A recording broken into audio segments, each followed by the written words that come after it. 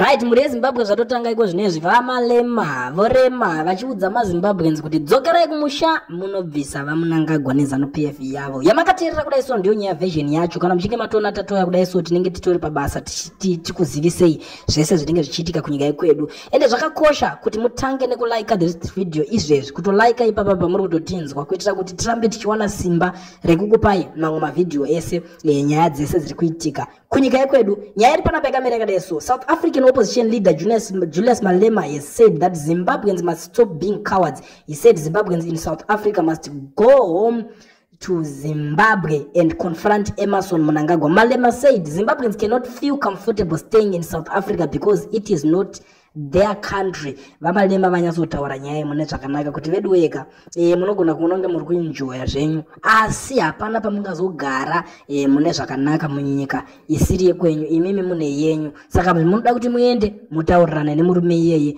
mumubvisa. Hatizoziviwo kuti vamalema havazive here kuti bato reZANU-PF rine utsinye huzingaite panyaya yevanhu vanenge vachida kuita ratidziro kana kuti mademonstrations. Hatizive kuti vanayo here mamwe matanho avanokwanisa kubatsira nawo nyika yeZimbabwe kuti iite izvi nekuti maZimbabweans vari kutoda maZimbabweans vakanonokerwa. Asi iko zvino izvi tiri kuona kuti wave rechange rave kusumuka and wave racho harisi kumisika zvekumhanya. Ndo nyaya yatiri kuona panapa yatiri kusangana nayo yatangoti tuye nayo takakubatirai tichikuzivisai kuti haiwa nyaya yacho yave kupindirwa nema heavyweight champion chayo ana Julius Malema vachitaura kuti muZimbabwean wese chimbodzokera padeni uende kunogadzirisana na president wako weikoko wakasiya achikutonga zvechisimba zvekukudzvanyirira kana kuti achikutonga zvekukuvharai. Ndo situation iri panapa yatiri kutambira hama dzadiwa. Handizivo kuti nyaya munoitorowo sei kana kuti munoionawo sei. Tiudzei mafungiro nemaonero enyu mu comment section ipapa kana muchinge mapedza kulike.